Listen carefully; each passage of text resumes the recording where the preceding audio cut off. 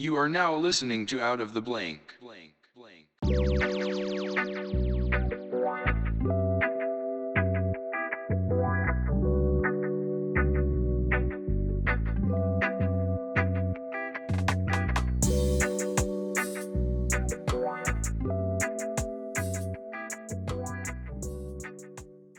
Welcome to another episode of Out of the Blank podcast. I'm here with John McNamara.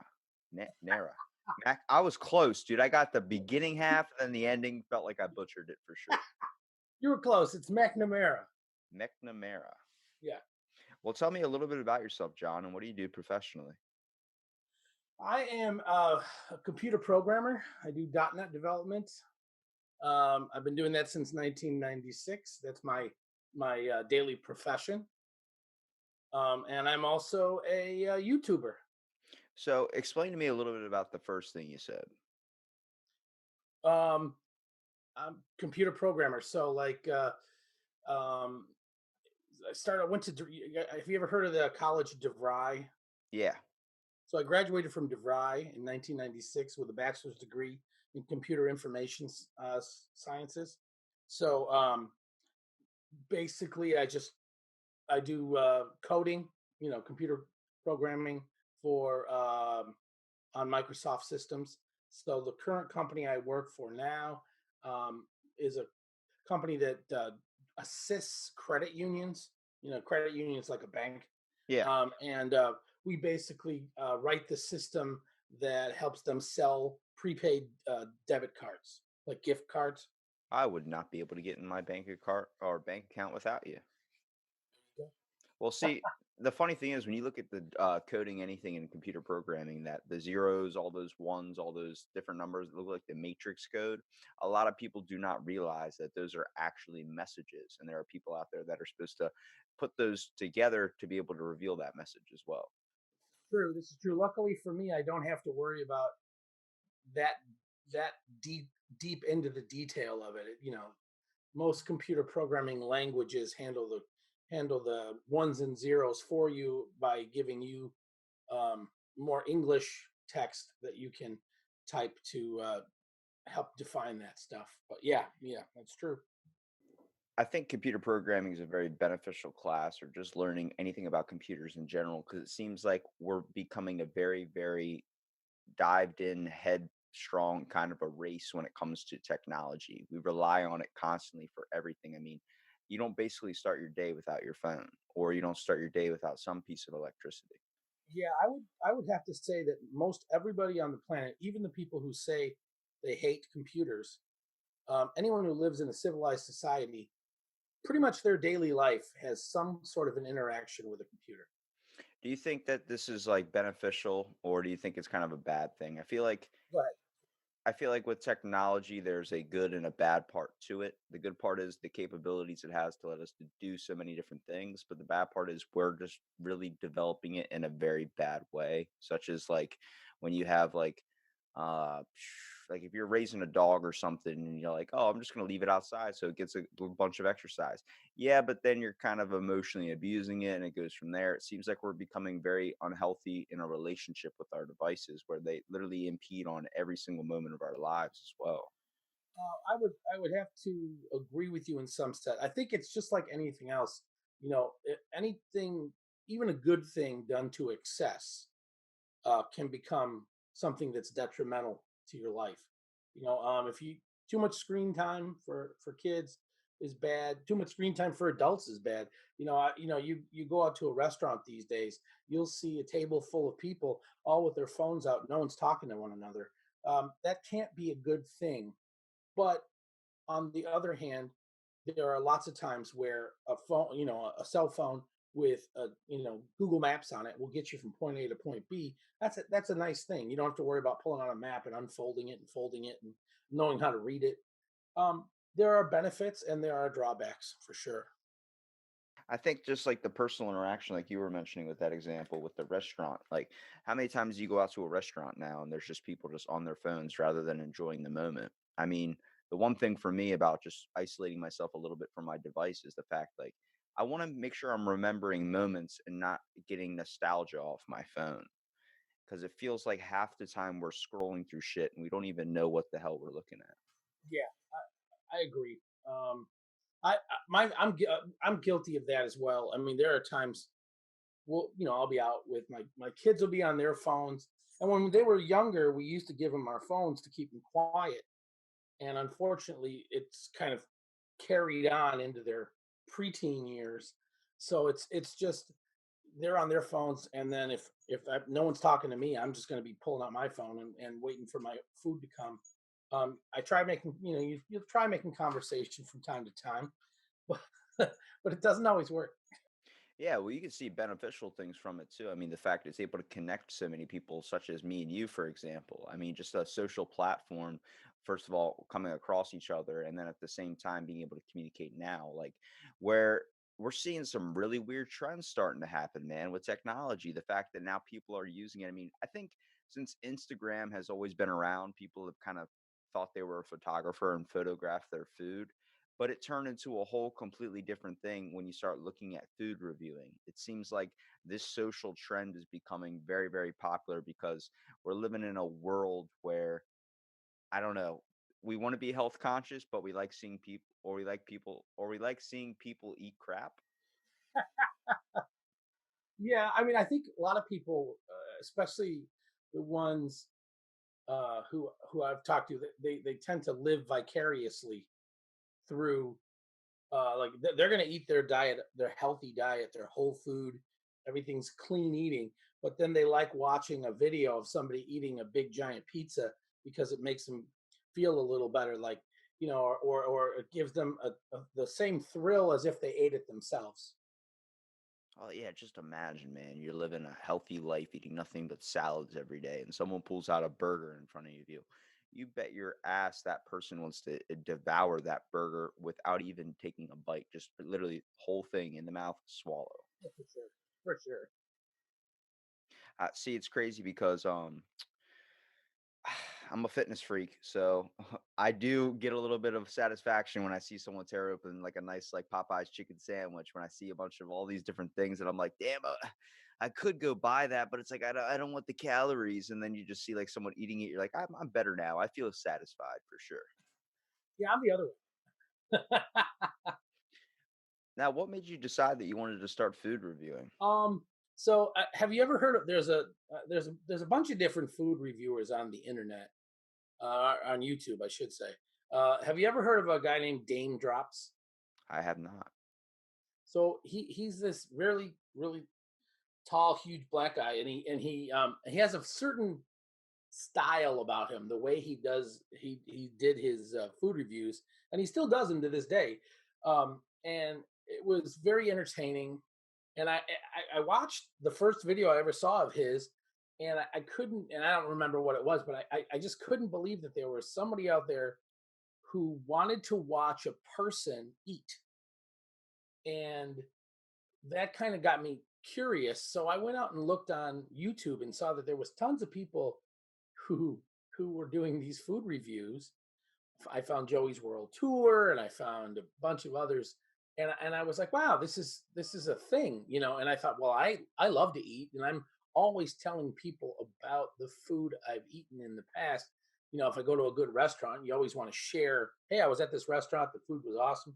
So I said I can do this. So I just one day I was driving home from work. I stopped at a Speedway gas station, and I pulled out I found a bag of bacon jalapeno chips or something. It was like my first video, and I just tried doing a YouTube video like that on my iPhone, and from there I built everything up. What exactly, like out of all the things that you've probably tried, what's the one thing that you found that's surprisingly good or probably your all-time favorite? Believe it or not, so I did a video a while back called "Weird Food Combinations," like 25 different weird food combinations. Yeah, this is a thing on Snapchat. I don't know if you've ever heard of Snapchat. It might be a little bit for the younger kids, Yeah, I guess you would I've say. played around with Snapchat. I don't really use it as a social media platform, but I like the Yeah. filters. Yeah, I like to screw around with the filters. Well, they have this thing called late night eats, and it's people doing the most disgusting things I've probably ever seen. But it's surprisingly, you're looking at it, you're like, maybe that does work. Like someone was putting Cheetos in sour cream, and then they were doing like pickles on top of like ranch, and you're like, is all this good? Like, is this not causing anybody any pain? But you get to see some things that like might be familiar to yourself too. I remember when I was a kid, to kind of flavor my water. I would take candy or whatever and I would put it inside of it, shake it up. And people were doing that and thinking it was like a brand new thing, trying to expose the world to it. And I'm like, I knew about this for so long. And I'm realizing that there's people out there that have probably have never tried it. Well, I tried um, Nutella on pizza. You know what? I never knew about this world. I used to work at a hotel, and let me tell you something.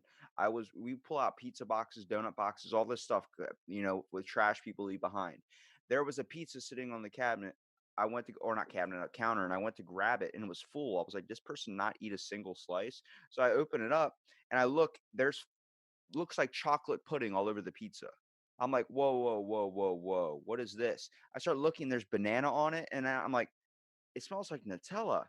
And I look, I'm like, this is a Nutella pizza. Well, mine was a regular cheese pizza, but then I put Nutella on it. And that salty sweet combination, if you like that kind of thing, it's pretty awesome. Um, Another one I liked was bacon and maple syrup, but that's kind of obvious.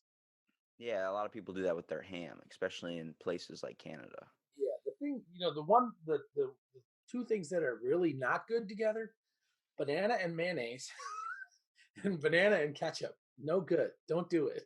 Banana and ketchup and banana and Yeah. mayonnaise. Why would you even why would you I don't understand the process of trying to think that would be delicious. It seems like that's just a recipe for disaster when it comes to your It stomach. sounded like it was to me too, but I before I did this video of the food combinations, I put a thing out on Twitter and out on my YouTube channel for people to send me their weird food combinations that they think that they like. Plus, I researched some online, and you know, I got those back. I got banana mayonnaise. I got the Nutella pizza. I got banana ketchup. I got peanut butter and pickles. It was just all these weird things, and a lot of them were gross, but there was a few that were pretty good. I'm trying to remember. I can't remember any of the other ones, but there was quite a few. What have you tried to figure out the algorithm just with food reviews in general to see what's the most popular? It seems like the trend is kind of a lot of items that people are definitely don't want to put into their body. Like I know a lot of people that do barbecue food reviews. I know a lot of people that do like mostly like the greasiest fast food thing you can possibly think of. It seems like the worst is always the best in that I scenario. would say you're right on that. The fast food, I think with the algorithm, and I'm no expert. I'm more knowledgeable now than I was before, but I would say the with the algorithm, you're better off with a more relatable fast food that people know. And you have to kind of know who your viewers are. Like my demographic for my viewers is ages, say, 18 to 45. So a lot of those people still eat fast food. Some don't, but a lot of them do. And they can relate to that, or they want to see somebody eat fast food. They hear about some fast food item on a commercial, and they want to see what it's like or hear about it. You know what I think? You know why I think that is though that your demographic is like that? This is a weird theory. So try and stick with me on it. But the fact is, when you're around 18 years old is probably when you're leaving grade school, you're graduating high school. So you typically go out into the real world. You stop doing a lot of sports. You stop doing a lot of other activities unless you're going to college. But usually that's what they call it, the freshman 40 or whatever it is, the freshman whatever you want to call Yeah, it. Um, so you're not really doing a lot of more physical activity. So you're actually putting on a little bit of weight, especially with partying, if you like to booze it up or something. But it seems like once you get older, your anxiety, all that type of stuff kind of increases a little bit. You start to care more about how you look. You're trying to get, I guess, more people's opinions because you're out in everyday life now. But with school, it's pretty bad. Like during school, you care about what you look like, you care about what your clothes are, but you can literally eat a bag of fucking Doritos and you will not gain a pound. true. your metabolism's just too high. So I think a lot of the kids, like, they don't need to go look at, like, especially through school, they don't need to go look at videos of people eating weird foods or anything because they're like, I can do that on my own. Like, he's eating a Chick-fil-A sandwich. I can have 4 of those right now. I'll be perfectly fine. When someone that's older is like, well, I got that cholesterol now. So they're getting something from watching someone eat a barbecue sandwich. Yeah, Yeah. I think that it's a combination of those things. Like like people that in that age group, some people actually will comment. They'll say, I heard about that thing. I didn't know what it was like until I watched your video. So now that I've seen it and I see that what you're talking about and how much you like it, I'm going to go get it. Or other people say, well, I see that thing sucks. I'm not going to go get it.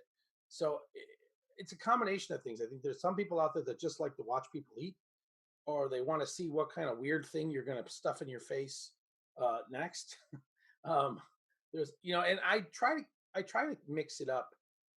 When I first started, I used to do a mixture, like a 50-50 mixture of fast food and things I found at a store, like a gas station or a grocery store.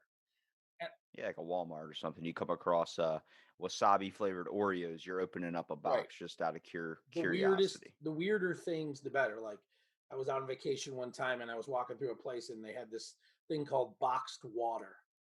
And I thought, boxed water, Bo- okay. And it says Box boxed water. water is better. So I did a whole kind of tongue-in-cheek video on trying to prove if boxed water was really better. I knew why they said boxed water is better because it's better for the planet. But that wasn't the point. The point was I was going to act like an idiot and just say boxed water is the same as regular water. It's not more watery than regular water, and I just kind of went on with this whole shtick. And it's kind of funny because I got a lot of people who commented thinking I really thought didn't really realize why they were saying boxed water was better. But the weirder the better. Uh Well, that's a crazy one though. Boxed water. Just think about that. How many times you go into a store, you go to the water section, there's different flavors and different types of water. And people have a different distinct water that they drink. I know some people that will only drink Dastani bottled water. Now, like me, I'm like, I used to drink this shit out of the hose. Apparently yeah, you can't do that anymore. So any water works for me.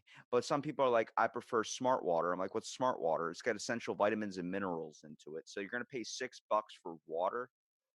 smart water is good, but I don't I don't think I want to pay double the price for pretty much the same water. Yeah, and what about the water that's made with volcanic ash where it's just black and you're like, I don't know. This doesn't look very if it stains your teeth black, I don't think it does very good on your insides. That I've never seen. If I ever saw that, I'd probably review it. It doesn't taste anything different from natural water. The only thing afterwards is this is the only water that you drink. You will have to brush your teeth afterwards. I did another one called Maple Water, which was Maple water. which was out of Canada. It was a Canadian, and it had maple in I figured Canada does a lot of things with maple. it. Yeah, and it's supposed to be better for your body. And there was a slight hint of a mapley taste to it. I didn't care for it, but that's just because I'm used to regular plain old water. What would you consider the best drink or weird drink flavor that you've tried that's actually surprisingly really good? Um, boy, pretty much all the weird drinks I've tried. I don't know if I've enjoyed them that much. They're all. I'd say I could go the other way and say the thing I hated the most. And I was kind of surprised by it because I thought I like pickles, but I hated that pickle. There was a pickle trend going around last summer where Sonic was making pickle slushies and they were making pickle ice cream pops and pickle this and pickle that. And I tried a whole bunch of different pickle flavored things, and I they were just disgusting.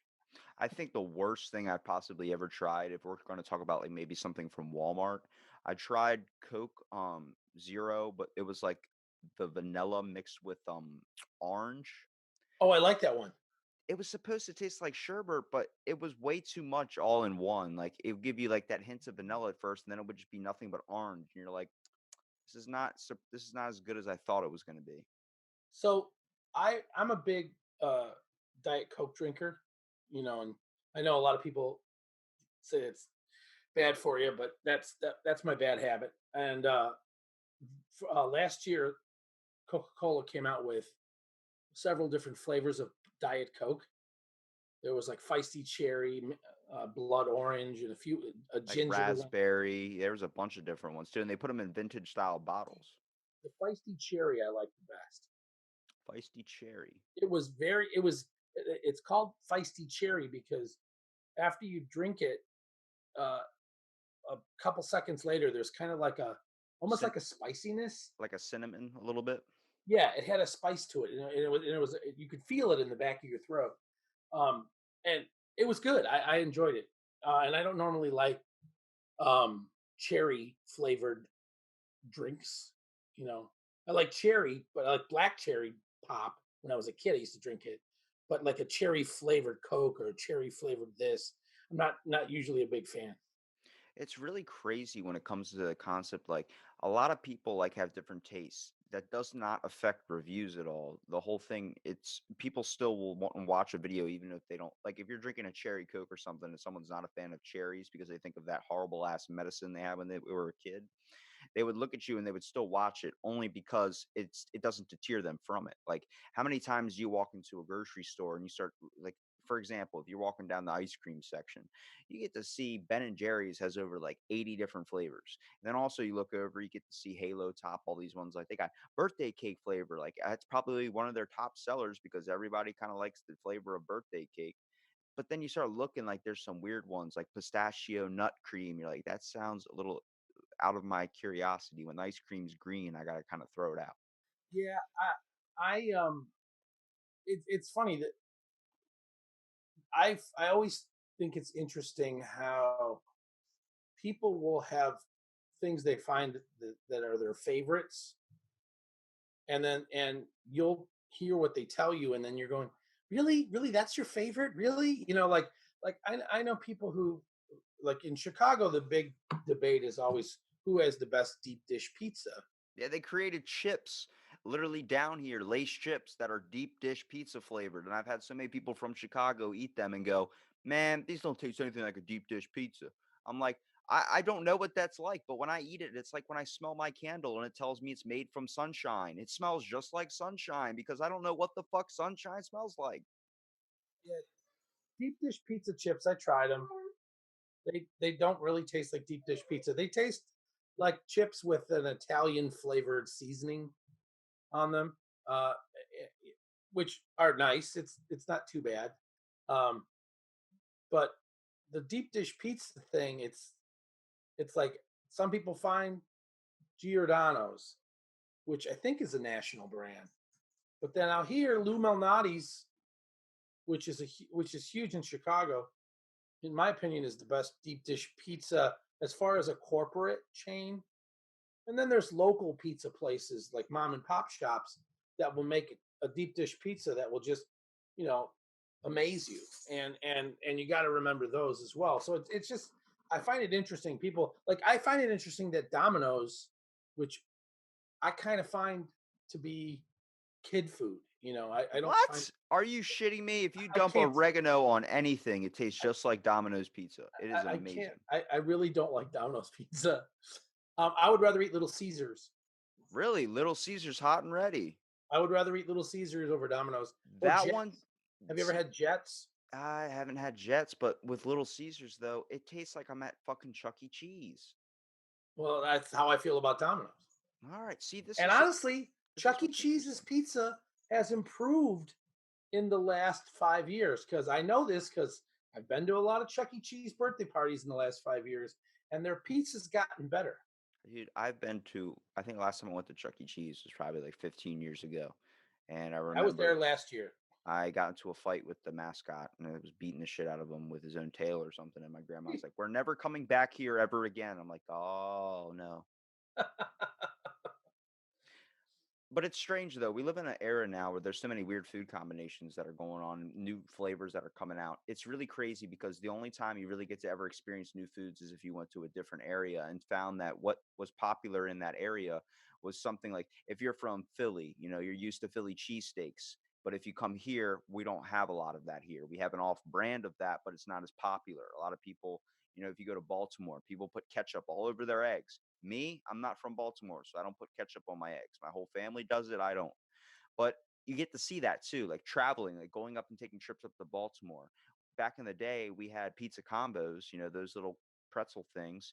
They were like the basic flavors. Like there's normal, salty, barbecue was like a strange one. But then if you traveled over a little bit farther away, like maybe to Philadelphia or something, or closer to Baltimore, you start looking, you start to see things like pizza flavor, all these different combinations now that they're coming all over the place. Lace actually did a thing, I think it was a few years back, where they actually went to every single state and got a census of like what's the dominant thing down here. Like, what are you guys known for? You know, you're from Chicago, deep dish pizza. Okay. If you're from Maryland, what do you know? Old Bay, man. We put Old Bay on everything. So that kind of enticed them to think of new flavors for Lace chips. So what they Yeah. did was they released a bag of chips for every state, and you could buy that anywhere. We see flavors like biscuits and gravy. We see things like Cajun style. We see all these different combinations. When back not too long ago, we were just dealing with the basics, like what? Sweet and salty, or not sweet and salty, salt and vinegar, sour cream and onion. These were just basic chips. Like I remember going in the store with my grandfather. He's like, Robbie, I'm like, yeah. He's like, they put fucking biscuits and gravy in chips. I'm like, I know, isn't that awesome? He's like, it's too much power for one company. I'm like, all right, all right. Um, have you so over the holidays? Uh, I don't know if you guys have them where you're at. There's a store that sells alcohol out here called Binny's. I don't have bennies. It's like a beverage warehouse kind of place, almost like a Sam's Club for booze. And we were there, and I found these 3 bags of chips made by a company called Hers. One was horseradish and cheddar. Ah, One was barbecued ribs, and another one was buttered sweet corn. And I got to tell you, every single one of those chips was amazing and tasted exactly like what they had on the bag. isn't that scary though? Like, is any? I've talked to a flavorist, and he was talking about like the combinations, the amount that they go to put this stuff and make the food not taste like the food. What's kind of the basic flavor to it? How much they enhance the flavor profile. And I'm like, if we're living in where like people are starting to complain about Diet Coke because of how bad it is for you, I'm like, why aren't we looking more at how they made biscuits and gravy into a chip? Or how does this taste like flaming hot nacho, but it's literally making me have the worst case of diarrhea? I think if you could figure out a way to make broccoli taste like pizza, you'd have a very huge hit on your hands because then people would be eating a healthy food that they enjoy. But Like, I don't mind. that's a weird one because I like broccoli. I Like, like broccoli too, but a lot of people don't, especially little kids. They look at a big green vegetable and go, ugh, uh, but if hey, it they tasted can like eat it. pizza, They can eat it if it's drowned out in a jalapeno popper. That thing's covered in cheese. You bet your ass they're eating one of those broccoli bites. yeah, or maybe broccoli that tastes like birthday cake. That's too That would be much power. That's way too much power. that would be weird. Well, it's a weird thing too. Like I remember when I was a kid, there were only basic Pop Tarts. Remember, you know, you get the brown sugar, maybe the fruit or the blueberry or something. And you could have it sugar, or you could have it frosted or not frosted.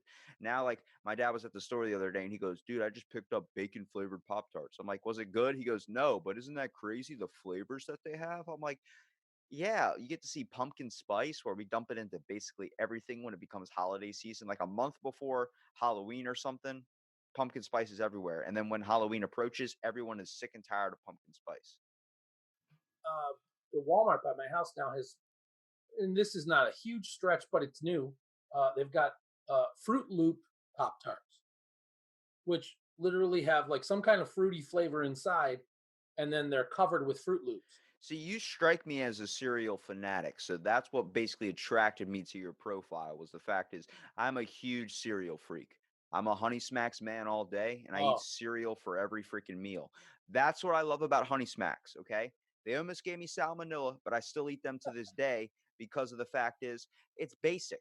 It's very basic. I like the occasional like you get frosted mini wheats with you know, strawberry or something in it. That's pretty good. But used to be very few cereals back in the day when I was a kid that could have gave you diabetes.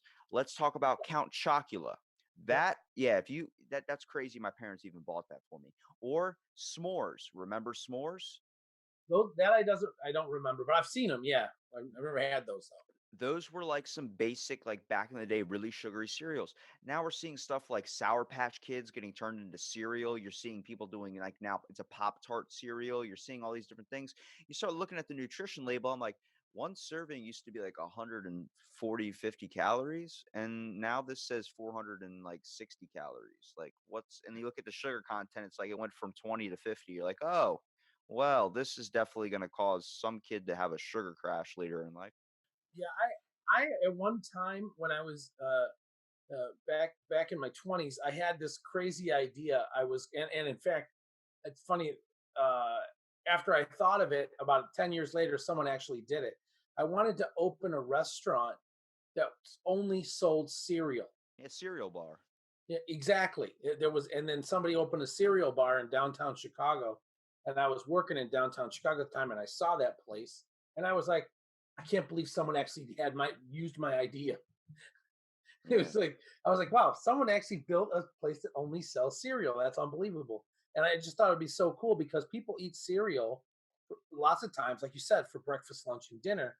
And I thought that'd be such a cool. Everybody loves, and you can be. It's almost like it's convenient, it's easy, it's not that expensive. Plus, it's nostalgic.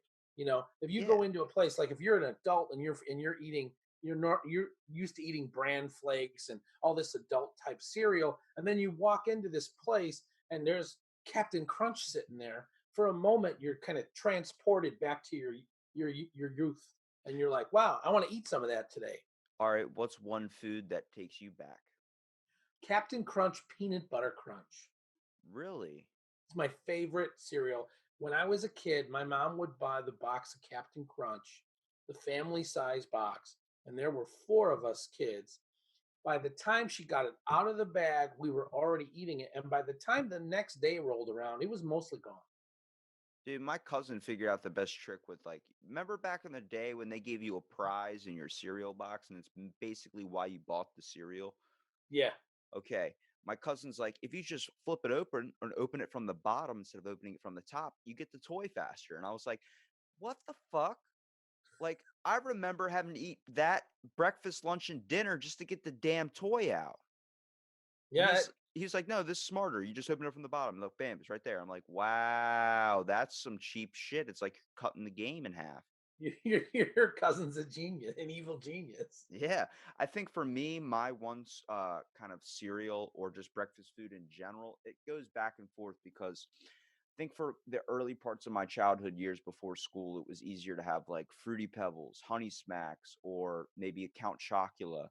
But then, like around the time I hit like sixth, seventh grade, and like basically for every breakfast since, it was so much easier just to take a bagel, cut it in half, and put like butter and stuff on it, and just throw it in the microwave for like 10 seconds, like just so it's really soft, and enjoying that while watching The Fresh Prince of Bel Air. Like if I even smell a bagel that's heated up with butter, I immediately get flashback to those moments before school. I get a huge amount of anxiety from it as well. You guys don't toast your bagels out there in the East Coast? We do, but it was not my preference. I didn't really learn a whole lot about the toaster because when I was like 7 years old, I took a knife and I dropped one of my like bagel pieces in there, and I went instead of unplugging it, I kind of stuck the knife in there, and the shit shocked the hell out of me to the point like, well, done with this. Yeah, when I was a kid, we that would happen, and my dad was very paranoid about getting a shock. So he'd be like, "Don't go stick a knife in there. Don't put a fork in there." He's like, "You're gonna shock the hell out of yourself." That's another thing. I know it sounds very, very like kind of crazy and kind of mean in a way, but I don't like it how kids don't get shocked anymore. I felt like every day as a child, I was getting shocked. Like every time I remember the power went out and I went to go like it happened right as I was unplugging something from an extension cord. I got the shit shocked out of me to the point like my dad's sleeping in the other room. It's like what 1 o'clock in the morning. I'm playing PlayStation when I should be in bed. and I just ran in and I mean straight up jumped on the bed and double knee right to his chest, like just jumped right on his chest, like I just got shocked. And he's like, "What the fuck?" Like that whole thing. My little cousin's playing video games. He unplugged it and the power went out. And I'm like, look at him like, "You all right?" He's like, "Yeah, why wouldn't I be all right?" And I'm like, "You didn't get shocked?" He's like, "What are you talking about, man?" I'm like, wow, these surge protectors. I mean, that's good, but I felt like those were like formative moments too when you really fucked up and something really felt like God intervened or something. Yeah, I had a I had a cousin. I was at a party one time when he was like 3 years old, and he's, you know how little kids are. They never stop moving. They're always walking around, checking out stuff, picking up stuff, touching stuff. Well, this one day I'm sitting there, and and I was about 12, 13, and I look over and I see him kneeling in front of the power socket and in front of the He's, outlet, he's and doing a he's Tim Tebow right in front of the power socket. trying to stick something metal into the electric socket. And I stopped him and I walked and I brought him over to his dad and I said, "Hey," I said, "I found him trying to stick a pencil or whatever it was, a penny or something into the electric socket." And he just laughed and he said, "Well," he goes, "he'd only do that once." Yeah, you know, it's funny is we don't lose that mentality as we get older either. Like if it's a hole, I can shove something in it. Yes, this is true.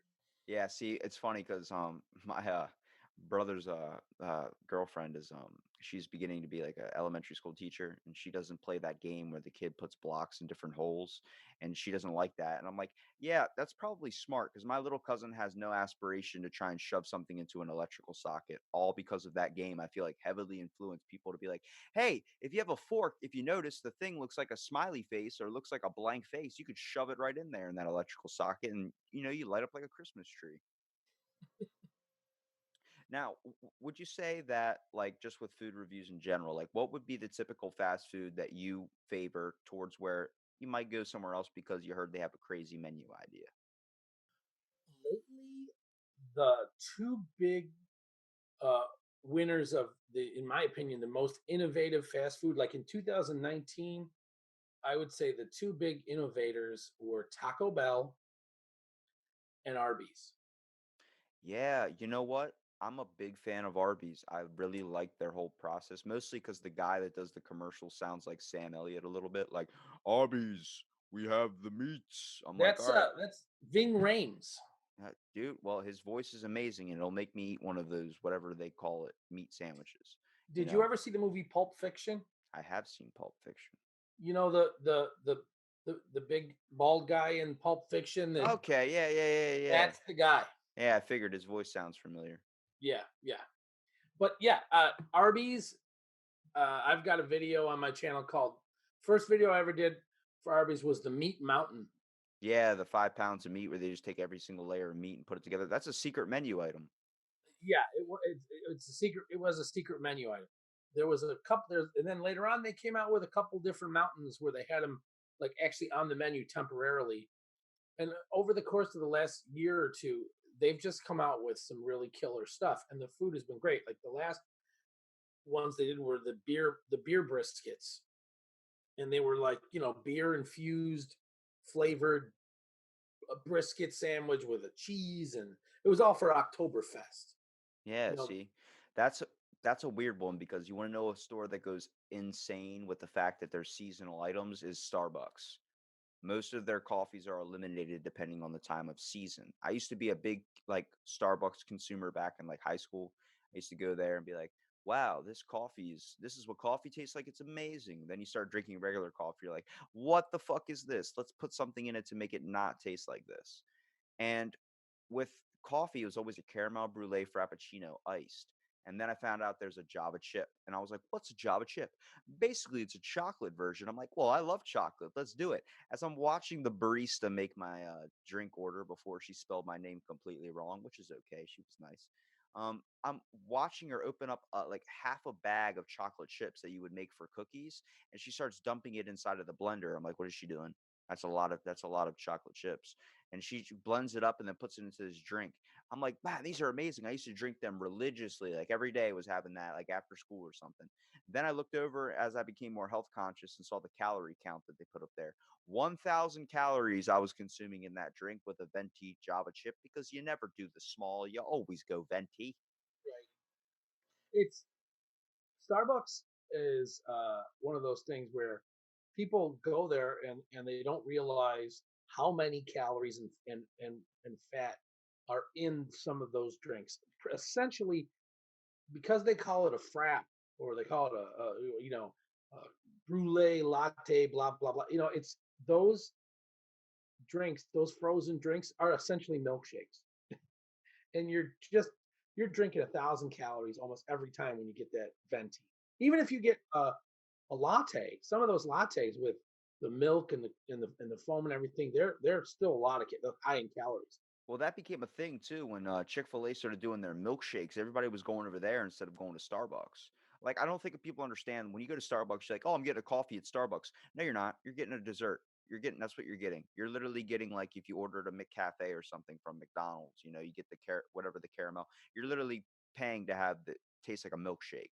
So people started going to Chick-fil-A when Chick-fil-A had like their milkshake release and everything like that. I remember when Chick-fil-A first was built down here and it got super big, so many people were going over there like, "Oh my god, it's amazing!" And then they go try and go on Sundays and realize it's closed. They're like, "Why? Why?" And see, that was what I used to eat my senior year of high school every single day was Chick-fil-A after school. We would go right over to Chick-fil-A. Me and my buddy would order a number 3 meal with a chocolate milkshake without the cherry. And we'd sit in the parking lot and just shoot the shit. Like, you want to talk about like every time I pass a Chick-fil-A, having certain memories with certain places.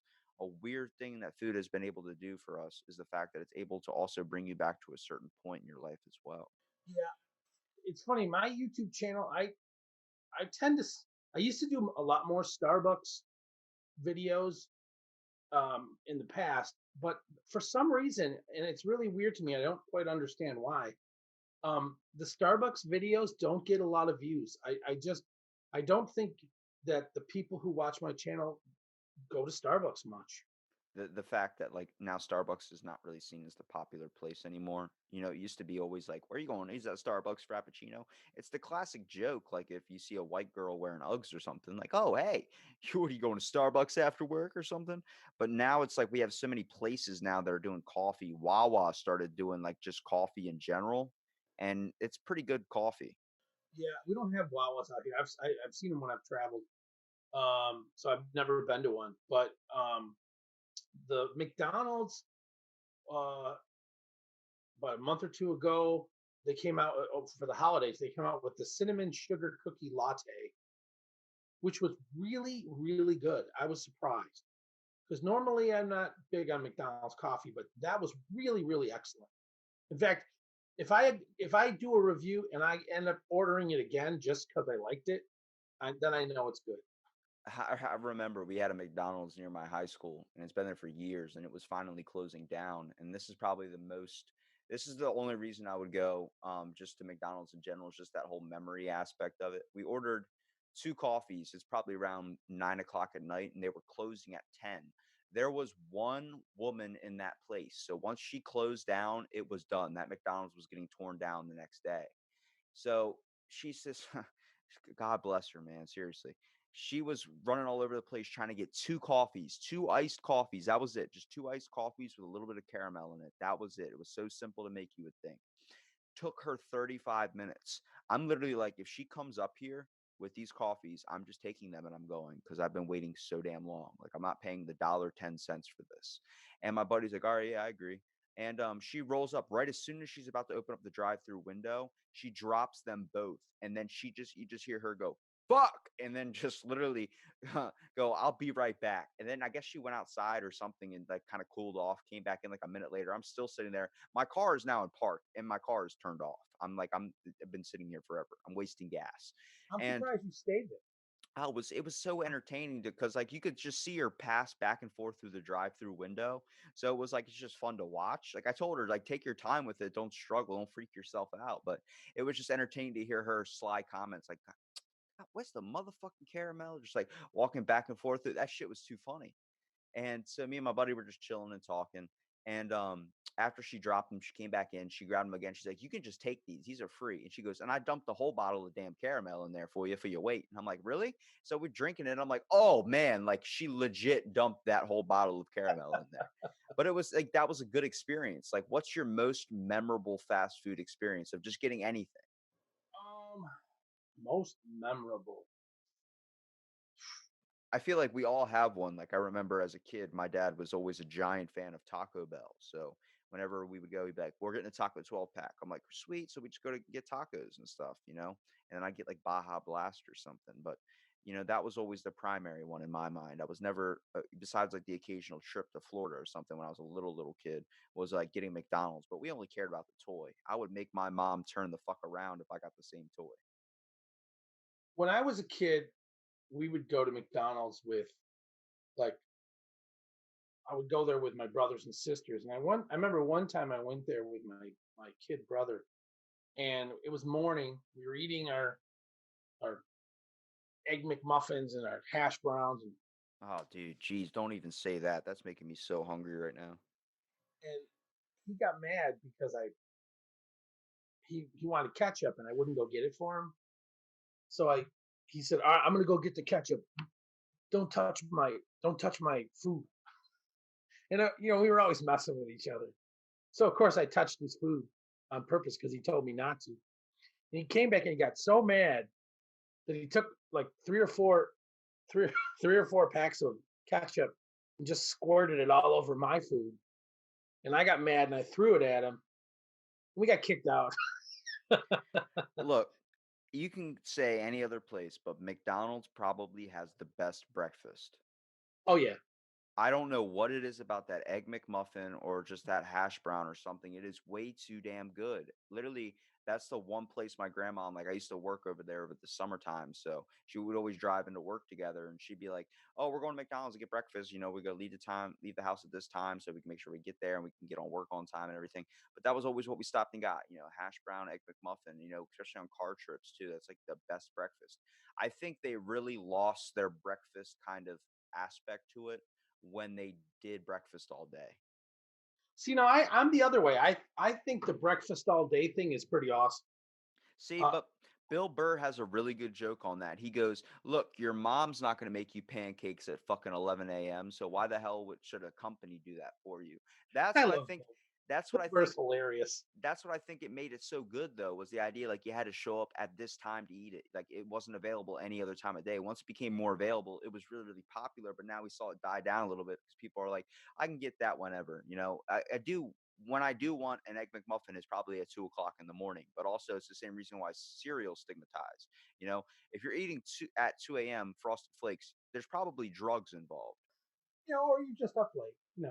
But it or you drunk. That's another one. Drunk Exactly. food. Exactly. You're definitely probably not thinking clearly at that point. You're either really, really tired or you're just waking. Maybe that's when your day starts. I don't know. Yeah. How do you feel about cold food like out of the fridge? Like when I was a kid, I used to eat cold pizza out of the fridge. Or That's good though. See, that's weird. I found myself as I got older, I like cold foods a lot more. I was never the heat up guy. I think it's also a patience thing too. I have bad ADHD, so putting anything in the microwave, it's like if I'm heating up a coffee or something, I put it in there for like 5 minutes and then I walk away and try and do other shit because I just can't sit there and watch the timer go down. yeah. Uh, we when we were kids, we used to eat, and I still do this to this day. I would eat cold pork chops. I would eat cold leftover burgers, cold steak, cold chicken. If there was KFC left in the fridge, it, it was breakfast the next day. That's the best part about pizza, I think, is that you can have it basically like all week. Yeah. Now I still love cold pizza, but I've also become kind of fond of taking day old pizza and then heating it up in the oven because it makes it nice and crispy. And it does add, like, sometimes we'll take pizza and we'll buy a pizza and then we won't eat it the night we buy it, and then we'll just heat it up the next day for dinner because it makes it crispy. And it's when you get it delivered, it's not always crispy in the box. Yeah, see, There's the thing about pizza too. Depending on how you like your pizza is depending on how really, I guess, it goes on the crust aspect of it too. Like I know so many people that like the paper thin crust. I can't handle that. I prefer something with a nice thick crust to it too. And they completely revolutionized the game when they threw in like cheesy bread or something like that inside of the crust. You're like, what the fuck is this shit? If anybody's out here listening, just letting you know, we're probably doing this podcast before breakfast or before we've really consumed anything. So we're thinking about food at a good point. Yeah, I'm especially thinking about food because right now I'm in the middle of a food challenge, one meal a day for 7 days. I'm on day six, and so I can't eat until dinner time tonight. I'm surprised you're doing the fasting thing, but I'm surprised you actually wanted to do a podcast where you knew we were going to bring up food, especially when you're basically not eating. I know, like, if you have to fast for like a little while, like I used to fast all the time, and like that shit was painful. Like, if you're not thinking about it, if you're outside the house, you don't get hungry. But if you're sitting at home, it's the worst thing in the world because you're like, I could easily open up my fridge right now and grab something to eat. Yeah, I knew the weekend was going to be the hardest. When I was at work, I was fine, but I knew Saturday and Sunday, so I've got a whole list of things um, I need to do today, so to keep me busy. What would you consider be with like your one sweet treat or one like candy or something that you really, really prefer out of all the others? Because I've heard the whole wide variety. I know a lot of people love Kit Kats. I know a lot of people that like peppermint patties. Honestly, if you're gonna eat a peppermint patty, it's like why don't you just eat toothpaste? But I don't know. Like I defer when it comes to just that in general. I definitely prefer a nice frozen Snickers. Um, Snickers would probably be one of my top ones. I also like. Have you heard of Reese's Sticks? Reese's Sticks. Is it like a Kit Kat? It's kind of like a Kit Kat, yeah, but it's got peanut butter in it. I'm Oh a big shit. fan of chocolate and peanut butter combinations. That's like if you're gonna get a gift for any woman out there, it's always peanut butter and chocolate. That's the best advice I've probably ever heard in my entire life.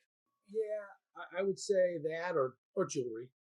Or jewelry for sure. Yeah, that's a good one too. Well, I'm thinking about the more cost expensive one. Like, oh, I can just get her some Reese's cups, and next thing you know, it's happy time. Sure. I think when it comes to candy though, like there's also like good kind of parts to it as well. Like, you don't want something that overpowers it. But like if you notice you throw a Snickers into the freezer, it gets that cold aspect to it makes it a hell of a lot better. Yeah, I'm the other way. I like it room temperature. I Mm, don't like the nougat frozen. It's too okay. hard. It becomes too chewy. Now, see, what about peanut M&Ms? Because I'm a big fan of throwing those giant peanut M&Ms in the freezer. I don't really throw any candy in the freezer. I'd much rather have it regular temperature. See, there you go. Now, when we talk about food reviews, do you keep any of this in mind? The fact that you got to worry about the people's flavor taste, or you just try and eat what you think tastes good, or maybe what you get recommended? Like, how often do you get recommended something where you're like, I really don't like the flavor of that, so I know it's not going to be a good review? Oh, all the time, all the time. People will tell me, "Oh, you got to go to this place and check it out," and then I go there and I don't think it's all that great. Do you You know, and tell there's them a lot it's of not people that out there good? that love stuff, and and I don't like it. So, and it's the other way around. I tell everybody I think my favorite Jimmy John's sandwich is the number 10, which is the roast beef and cheese and whatever. And then everybody else says, "Oh, I like the 9, I like the 4." Like, so it just, everybody has their own unique favorites, which makes life so interesting because the one great thing about what I do on YouTube, on my channel, is I have opened my mind to every type of food aspect. So, I mean, yeah, there's some within reason. Like, I'm not going to go and eat bugs. I'm sorry, I draw the line at bugs or Have you testicles. I'm not going to do that. have you had somebody suggest those things to you? Like, how many times have you ever denied somebody? Um, like I denied some. I denied Rocky Mountain oysters, which is bull testicles. I won't eat haggis, which is cow intestines. It just, and I won't eat liver just because I hate liver. I can't stand it. But like for the most part, if it's a regular food that I've never tried, like the other day, I did a video where I went to an Indian restaurant. I'd never had Indian food before. And I just sat there and I said, all right, whatever they got in this Indian buffet, I'm going to try it all. And I tried a little bit of everything. And it was awesome. I think that's what's the best thing too. Like if you go to a buffet place, it opens you up to so many different things as well. I think we get a really, really hard time to kind of it's very difficult for us to break out of our comfort zone when we know what tastes good and it knows what we like. We just get stuck on a routine and we never really explore outside of like that. But my grandpa gave me some really good advice. He was like, never deny anything. Like always try something once, which is probably he wasn't talking about cocaine or something, but he was definitely talking about food. And I never like I was always the basic guy, like, let me get just broccoli, let me get like a meat or something. I don't want any sauces on top of it. I don't want it marinated. I don't want any of these types of things. I'm very, very simple when it comes to just eating something. And then like eventually, like even putting hot like with a hot dog, putting mustard or anything on that, that was way too much for me. I would only put ketchup on it if it was completely awful to where I would just disguise up the taste where it was like I was drinking ketchup basically. And I remember my buddy in 8th grade, he had when I went over to his house, his dad had a roommate that lived with them. It was one of his friends that was a personal chef, and he made um what was it called? Collard greens. I had no idea what that was. I thought it was like a form of kale or something, but he had it sauteed. He made that and I now eat that like almost every other day. Like it was that good back then that I still enjoy it today. Like completely changed my mind. I'm looking at it, I'm like, this thing looks like something I pulled out of the trash. Like it looks wet. Like when you see a wet dog and you want to pet it, but you know it's wet, so you don't want to get yourself soaked. Yeah, it's interesting. As a kid, I think kids do this instinctively. They think they only will eat foods that they think that either they know taste good or they think look good. So like when I was little, Chinese food was looked like vomit to me. I would never eat it. I would never I couldn't eat. Oh, it's just so gross. Same thing with certain vegetables like spinach, cooked spinach, what was all the kind that comes out of a can my mom would make for my dad, and I thought it was nasty looking. It's a But as you punishment. get It's a punishment. That's what it looks like. yeah, and as you get older, you realize if you taste things, you might find some things you like even if they don't look that pretty. But like collard greens, there was a Jamaican jerk chicken place that opened up near my work. And I said, I've never had Jamaican jerk chicken from an actual person who was from Jamaica before. Um, I've had it at the mall, which doesn't count, I don't think. Hey, So I went to, don't knock mall food. Let me tell you something. There is a Chinese restaurant in my mall, and I can tell you one thing. I will go there anytime to order Chinese food. Because what? When you order Chinese food, what do you get? You go, I'll get an egg roll, I'll get a side of my ahi tuna or something. Then it pops up at your doorstep, or you order it and you get it on a plate. And what is it? It's the size of like your pinky. And you're like, this is all I'm eating? Like what?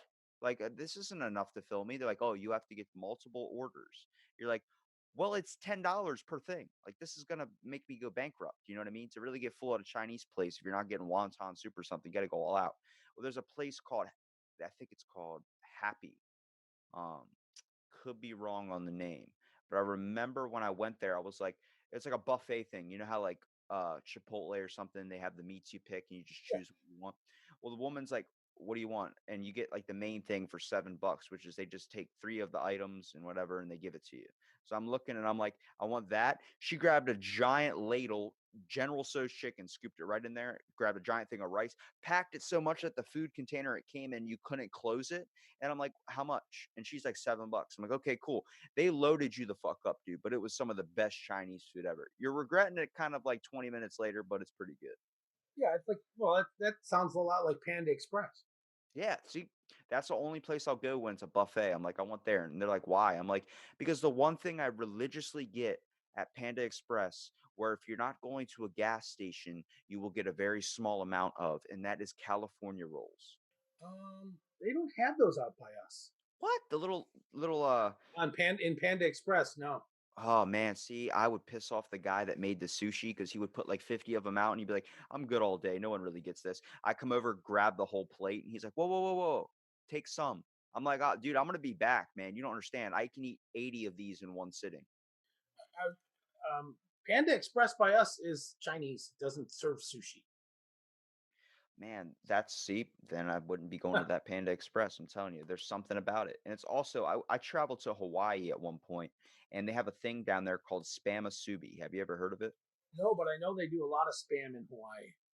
Yeah, that's a big thing. Their McDonald, like you want to talk about McDonald's in different locations, like Colorado sells 100 chicken McNuggets in a nugget meal. They can do that. Really? It's called a bucket of nuggets. And then there's a thing in Hawaii, their McDonald's. They use a sauce called poi. And what poi is, basically they feed it to the Polynesian people down there basically when they're babies, and it is why they get so big because it is nothing but like if you mixed mayo and lard together. Ugh. Yeah, it's they put it on everything at McDonald's. I remember we went down there and my grandmom ordered it and here's a cheeseburger. I bit into it. I was like, they put mayo on my burger. She's like, that's poi. And I'm like, can we ask them not to like get another one without it on there? Like they don't like it when you say don't get poi. And I'm like, what the fuck? Like it was the thickest consistency. It was like hard to swallow. That's And gross. yeah, but Spamasubi though. So that what that is, it's you take when you open up a spam can, it kind of has like the layers of meat or the slabs of meat. You take one of those, you take like a nice chunk of rice and you kind of roll it together in a seafood wrap, and then you put the spam inside of it. So when you eat it, but they're like gas station items. Like I remember my cousin's like, "Would you like some spamasubi?" Because he's from there, so he speaks what they call pidgin, which is like a mix of American and a mix of that Hawaiian language in general. And he was like, "Would you like some spamasubi?" I'm like, "What are you saying? Do I want food? I do want food." And he's like, "Oh, I'll be right back." So he's shoving like these dollar spamasubis down his pants and freaking walking out of the store like he's. I don't want to brag on him or I don't want to knock him or anything, but he's kind of like a wannabe gangster. Like I remember one time his pants were so low that my grandma literally said in front of everyone, like, "I can see your dick," like just straight out in front of everybody. And she was like, "Do I have to buy you a belt?" And so his pants are filled with spamasubi. He's like, "Try this," and like he hands it to me. I'm like, "That's just down your pants." He's like, "Bro, it's wrapped in foil, man. You're good. Just unwrap the foil and eat it." I'm like, "Oh, this doesn't make me gay, but I'll do it for sure." So I actually had it. It was very amazing, and I still make them down here. Like I'll pull that recipe. I'll go buy the ingredients from the store, and I'll make that here. Yeah, the only time I ever had spam was when I was a little kid and I was in Cub Scouts, and they brought spam along to cook with our to cook as a side dish for with our pancakes. Mm. You know, because the easiest thing to make on a open fire, you get a big metal griddle, you know, or a pan. You cook your pancakes, and then they would cook the spam, you know, instead of because they didn't want to have to go buy bacon, so they just had spam because it came in a can. It was easy to keep fresh. What would you say would be a food that you cook today that you've kind of pulled out of your childhood or pulled out of some place you've discovered? Um, I would say when I was a kid, we used to make these little English muffin pizzas. Where you take English muffins, toast them, and then you cover them with pizza sauce, put some mozzarella cheese on it, and then you cook it in the oven. And I still do that sometimes for my kids these days. That sounds amazing. They're delicious. All right, so my brother taught me a long time ago when I was a little kid. And you want to know, like a lot of people are like, I want world peace, I want this, I want that. I just want this sandwich because what it is you take two slices of bread, place them flat on the plate, take a slice of cheese on each one, take a little bit of pepperoni, and then throw it in the microwave for like 10 seconds. Bam, get your life together, son. Gandhi didn't know what he was missing. You know, the one thing I do that I've done since I was a little kid, and I will still do it to this day, is I will put Cheetos or potato chips or something Doritos, something crunchy on my sandwich. That all right. I don't do that, but I can understand it because I know, like for me, I didn't like them on top of each other. But I do take cereal and I do crush it up on a lot of my food that I cook, like to make like a crouton or something for like a soup. Yeah, I'll Yeah. take some honey smacks. I'll take some frosted mini wheats. I'll throw that bad boy in there. Yeah, I tried to get my daughter to try the whole chip on the sandwich thing. She, she did it, and she just looked at me like, "Why do you eat this? This is disgusting." The one time I did it with Doritos on like a peanut butter sandwich, and it wasn't a bad taste, but I cut the roof of my mouth really hard when I got a potato chip that was like curved, went right into the roof of my mouth. I'm like, nope, there is no way. Yeah, I don't think I would put it on a. I would say the exception is a peanut butter and jelly sandwich. I don't think I'd do it on that. I'd do it on like a ham and cheese or a turkey or a sub. Where basically a meat sandwich. That's usually when I do it. I'm telling you, there's so many weird food combinations that are out there. I'm a little bit curious and kind of scared to see what's going to come up next. Yeah, yeah. I did hear the other day Pop Tarts was coming out with pretzel Pop Tarts. All right, you know what? We're playing God at this point, and I don't like it. I don't like it. Instead of the Pop Tart cake that they use, whatever they use to make the pastry, it's now going to be a pretzel.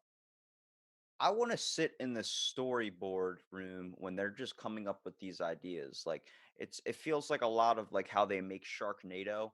Like they're Yeah. like, guys, toss out some ideas that are really, really scary that people don't like. Sharks, and then some other dudes like tornadoes. Bam, put it together. We got Sharknado. This is what we're doing with food now. Like, what are you eating there, Jim? This is a toothpick. Bam, put it in a Pop Tart. Let's go. Pop Tart picks. Yeah, exactly. Well, hey, John, this has been amazing. I'm really glad that you came out and did the podcast too. I want to give you here a minute at the end to kind of promote your YouTube and also your content. Okay, cool. Thank you. I appreciate it. Yeah. The name. Apparently, my Google Home is also happy. The YouTube channel's name is Big Daddy's World. That's all one word, Big Daddy's World. And like I said before, I do fast food reviews. I do food challenges.